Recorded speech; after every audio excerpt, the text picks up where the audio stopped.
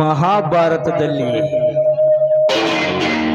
ತಂದೆ ತಾಯಿಯನ್ನು ಕಾಣದ ಆ ಕರ್ಣ ನತದೃಷ್ಟ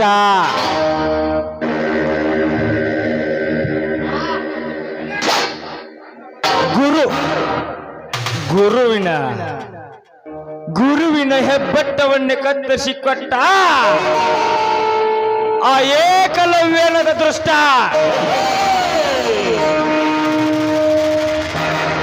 ಕೋಗಿಲೆಯ ಗೂಡಿನಲ್ಲಿ ತತ್ತಿಯನ್ನು ಹಾಕಿ ಅದರ ತಾಯಿ ಯಾರೆಂದು ಕೇಳಿದ ಕೋಗಿಲೆನದ ದೃಷ್ಟ ಅದೇ ರೀತಿ ನನ್ನ ಬಂಗಾರದಂತ ತಂಗಿಯನ್ನು ಕಳೆದುಕೊಂಡ ನಾನೊಬ್ಬನದ ಅದೃಷ್ಟ.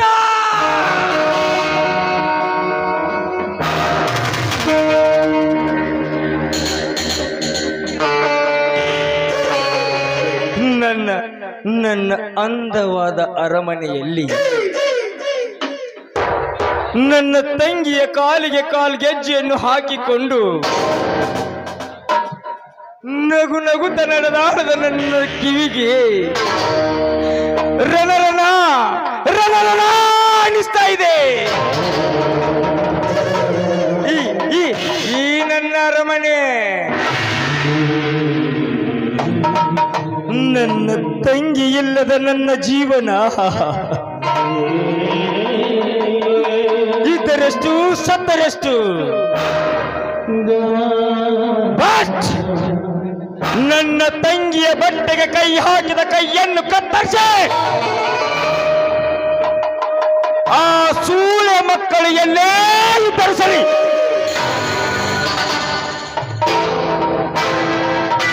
ಅವರ ಎದೆಯನ್ನೇ ಬಗಿದ, ಅವರ ಕರಳನ್ನೇ ಹರಿದ, ಆ ಮಕ್ಕಳನ್ನು ಸುಟ್ಟಾಗಲೇ ನನ್ನ ಹೃದಯಕ್ಕೆ ಆರುವ ಕಿಚ್ಚು ಆರುವುದು.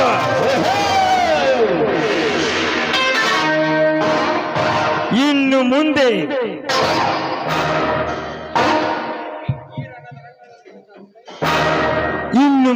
ಈ ರಣರಂಗದಲ್ಲಿ ನನ್ನ ತಂಗಿಯನ್ನು ಕೊಂದಲು ನನ್ನ ಮಕ್ಕಳನ್ನು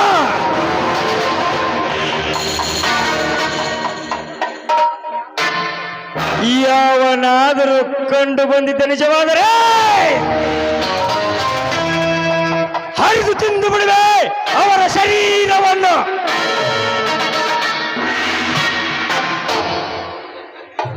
ನನ್ನ ತಂಗಿಯ ಬಾಳನ್ನು ಹಾಳು ಮಾಡಿದ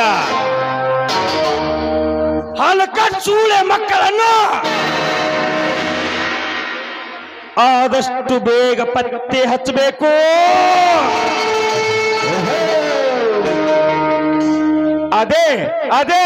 ಅದೇ ನನ್ನ ಮೊದಲನೆಯ ಗುರಿ.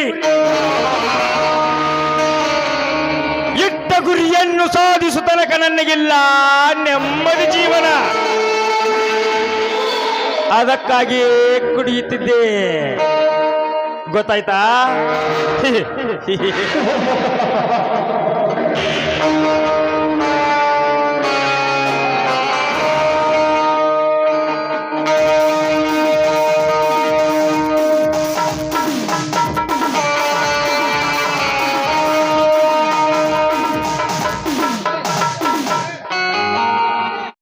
ಶ್ರೀರಾಮಚಂದ್ರನಂತ ಗಂಡ, ಲಕ್ಷ್ಮಣಂತ ಮೈದುನ ಸಿಕ್ಕಿದ್ದಾರೆ. ಈ ಮನೆತನಕ್ಕೆ ಸೊಸೆಯಾಗಿ ಬಂದ ನನಗೆ ತುಂಬಾ ಸಂತೋಷವಾಯಿತು ತಾಯಿ, ಸಂತೋಷವಾಯಿತು. ಆದರೆ ನನ್ನ ಮೈದುನ ಕಾಲೇಜ್ ಕಲಿಯುವುದನ್ನು ಬೇಕು, ಹಠ ಹಿಡಿದು ಹೊಲದಲ್ಲಿ ದುಡಿತೀನಿ ಅಂತ ಹೋಗ್ತಾ ಇದ್ದಾನೆ. ಅವನು ದುಡಿಯುವುದನ್ನು ನೋಡ್ತಾ ಇದ್ರೆ ನನ್ನ ಮನಸ್ಸು ಮರಮರನೆ ಮರುತ್ತಾ ಇದೆ ತಾಯಿ. ಅಮ್ಮ, ಹೇಗಾದ್ರೂ ಮಾಡಿ ಅವನಿಗೆ ಒಳ್ಳೆ ಬುದ್ಧಿ ಕೊಡು ತಾಯಿ, ದುರ್ಗಾ ಪರಮೇಶ್ವರಿ.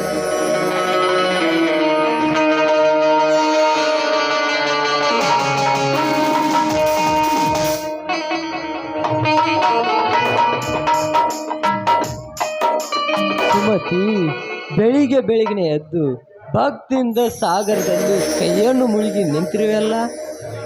ಸ್ವಾಮಿ, ನನ್ನ ಮೈದುನ ಪರೀಕ್ಷೆಯಲ್ಲಿ ಫೇಲಾಗಿ ಇನ್ನು ಮುಂದೆ ನಾನು ಕಲಿಯುವುದನ್ನು ಬಿಟ್ಟು ಹೊಲದಲ್ಲಿ ಅಣ್ಣನ ಜೊತೆ ದುಡಿತೀನಿ ಅಂತ ಮುಂಜಾನೆ 5 ಗಂಟೆಗೆ ಎದ್ದು ಹೊಲಕ್ಕೆ ಹೋರಿಗಳನ್ನು ಕರೆದುಕೊಂಡು ಹೋಗಿದ್ದಾನೆ. ರೀ, ನನ್ನ ಮೈದುನ ಕಾಲೇಜ್ ಕಲಿಯುವುದನ್ನು ಬಿಡ್ತೀನಿ ಅಂತ ಹಠ ಹಿಡಿದಿದ್ದಾನೆ.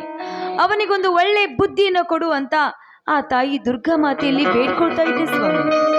ಸುಮತಿ, ಅವನ ಮೇಲೆ ಅಪಾರವಾದಂತೆ ಭರವಸೆ ಇಟ್ಟುಕೊಂಡಿದ್ದೆ. ಅವನೊಬ್ಬ ದೊಡ್ಡ ಅಧಿಕಾರಿ ಆಗುತ್ತಾನೆ ಅಂತ.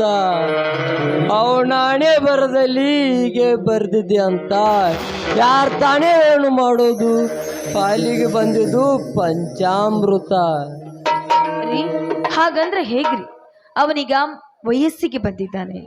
ಅವನಿಗೆ ಒಂದು ಒಳ್ಳೆ ಗುಣವಿರುವ ರತ್ನದಂತಿರುವ ಹೆಣ್ಣನ್ನು ನೋಡಿ ಮದುವೆ ಮಾಡಿ ಒಂದು ದಾರಿಗೆ ಹಚ್ಚಬೇಕು ಅಂದಾಗ ಅವನು ಒಂದು ಒಳ್ಳೆ ದಾರಿ ಹಿಡಿತಾನೆ. ಸುಮತಿ, ನನ್ನ ತಮ್ಮ ಮಗದಿರಿಗೆ ಒಂದು ಹೆಣ್ಣು ಹುಡುಕಿ ಮದುವೆ ಮಾಡಿದರೆ ನನ್ನ ತಲೆಯ ಮೇಲಿನ ಭಾರ ಎಳೆದಂಗಾಗುತ್ತದೆ. ಸುಮತಿ, ಅವನು ಮನೆಗೆ ಬಂದರೆ ಒಂದು ಮಾತು ಕೇಳಿ ಹೇಳು, ಹೆಣ್ಣು ಹುಡುಕಿ ಮದುವೆ ಮಾಡೋಣ. ಆಯ್ತು ಆಯ್ತು, ಹಾಗಾದ್ರೆ ಬನ್ನಿ, ಕಾಫಿ ಮಾಡ್ತೇನೆ, ಕಾಫಿ ಕುಡಿಯೋರಂತೆ. ಆಯ್ತು, ನಡಿ. ಸುಮತಿ, ಚಳಿಗಾಲದಲ್ಲಿ ಮೈ ನಡುಗುತ್ತೆ, ಅಂತರದಲ್ಲಿ ನೀನು ನನ್ನ ಪಕ್ಕ ಇದ್ದರೆ ನನ್ನ ಮೈಯಲ್ಲಿ ರೋಮಾಂಚನ ಆಗುತ್ತೆ. ನನ್ನ ಮನಸ್ಸು ಚಡಪಡಿಸಿ ಹೇಳುತ್ತದೆ. ನಿನ್ನ ಮಧುರ ಕಂಠದಿಂದ ಒಂದು ಹಾಡು. ಏನ್ರಿ ನಿಮ್ಮ ಹುಡುಗಾಟ? ಅಲ್ಲ ರೀ, ಬೇಗ ಬುತ್ತಿ ಕಟ್ಕೊಂಡು ಮೈದನಿಗೆ ಬುತ್ತಿ ಕೊಡ್ಲಿಕ್ಕೆ ಹೋಗೋದನ್ನ ಬಿಟ್ಟು ಈ ರೀತಿ ಹುಡುಗಾಟ ಇದ್ದೀರಾ ನೀವು? ಹೋಗ್ಲಿ ಬಿಡಿ, ಬೇಜಾರಾಗಬೇಡಿ. ನೀವು ಬೇಜಾರಾದರೆ ನೋಡಲಿಕ್ಕೆ ನನಗಾಗಲ್ಲ. ನಿಮ್ಮ ಬೇಜಾರನ್ನ ಹೇಗೆ ಸರಿ ಮಾಡಬೇಕು ಅಂತ ನಂಗೆ ಚೆನ್ನಾಗಿ ಗೊತ್ತು. ಬನ್ನಿ ಹಾಗಾದ್ರೆ.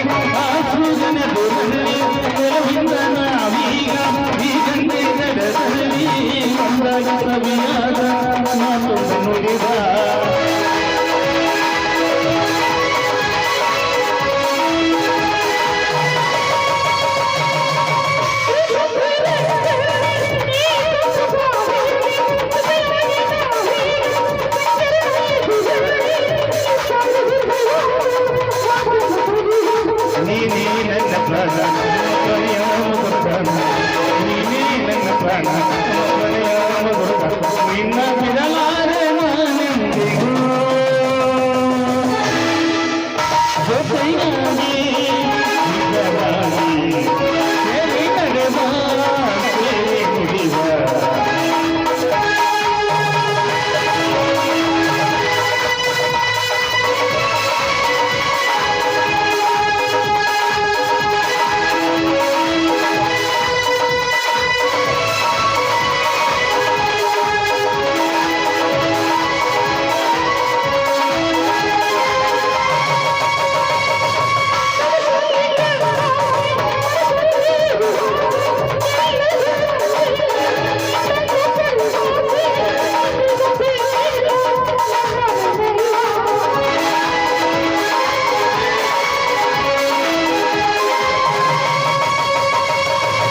ಹಗಲಲ್ಲಿ ಕಂಡಾಸೆ ಇರುಳಲ್ಲಿ ಬಂದಾಸೆ ಎಲ್ಲವೂ ಒಂದೇನೆ ನಿನ್ನೊಡನೆ ಇರುವಾಸೆ ಬೇರೆ ಕೇಳಿ ನನ್ನರಲ್ಲಿ ಎಂದೂ ಹೀಗೆ ಇರುವ ಎಂದೂ ಹೀಗೆ ಇರುವ ನಿನ್ನ ಬಿಡಲಾರೆ ನಾನೆಂದಿಗೂ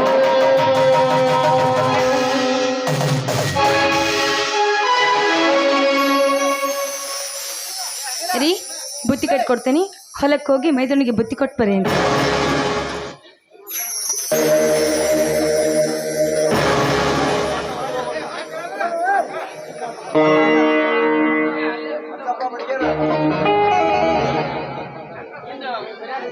ಅಂತ ಸದ್ಗುಣತೆ ಸುಮತೆ ನೀನು ನನ್ನ ಕೈ ಹಿಡಿದು ಬಂದಾಗಿನಿಂದ ನಾನು ಸಂತೋಷವಾಗಿದ್ದೇನೆ. ನಿನ್ನ ಸೌಂದರ್ಯವನ್ನು ಎಷ್ಟು ನೋಡಿದರೂ ಮತ್ತೆ ಮತ್ತೆ ನೋಡಬೇಕು ಎನ್ನುವ ಆಸೆ ಬಡ ರೈತನಿಗೆ.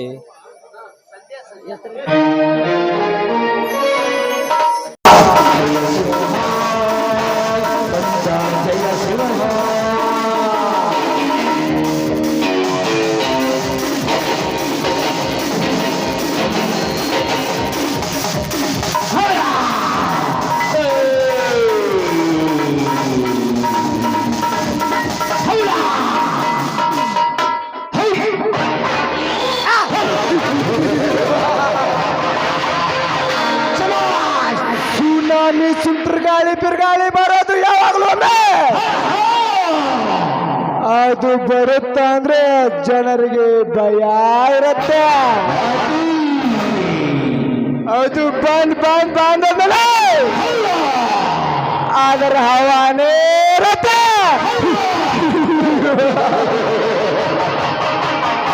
ಅದೇ ರೀತಿ ಈ ಮಯೂರ ವರ್ಮ ಬರೋವರೆಗೆ ಮಾತ್ರ ಬೇರೆ ಬರುವ ಈ ಮಯೂರ ವರ್ಮ ಬಂದಲ್ಲ ಈ ಮಯೂರ ವರ್ಮಂದೇ ಹವ.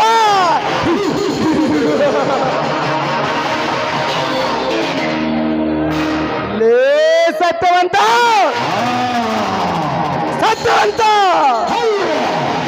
ನರಸಿಂಹಗೌಡರನ್ನು ಎದುರಾಕಿಕೊಂಡ ಸಲುವಾಗಿ ನಿನ್ನ ಮನೆಗೆ ಹತ್ತಲು ಬಂದಿದ್ದೇನೆ. ಬೆಂಕಿ ಬೆಂಕಿ ಬೆಂಕಿ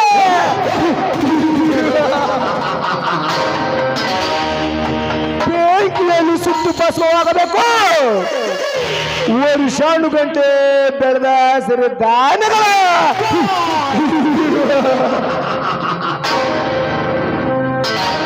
ಒಂದು ಹೊತ್ತು ಕೂಡು ಸಿಗದ ಹಾಗೆ ಮಾಡೋದೇ ಆ ನಿನ್ನ ಮನೆತನಕ್ಕೆ.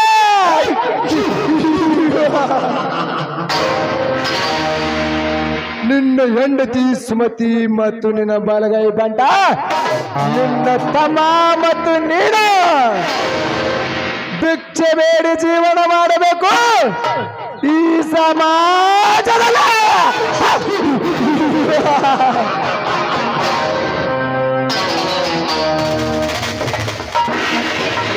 ಸತ್ಯವಂತ ಹಾಗೆ ಮಾಡದಿದ್ದರೆ ನನ್ನ ಹೆಸರು ಮಯೂರ ವರ್ಮನೇ ಅಲ್ಲ.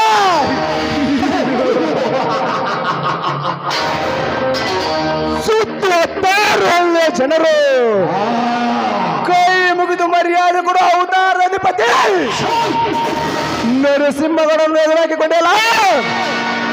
ನಿನಗೆ ಇನ್ನು ಉಳಿಗಾಲವೇ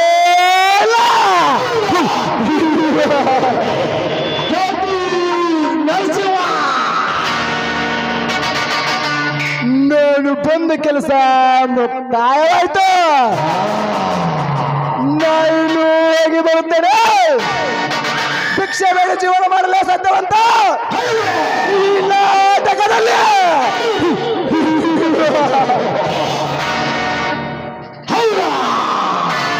ಜಯ ಸಿಂಹ ನರಸಿಂಹ ನರಸಿಂಹ ನರಸಿಂಹ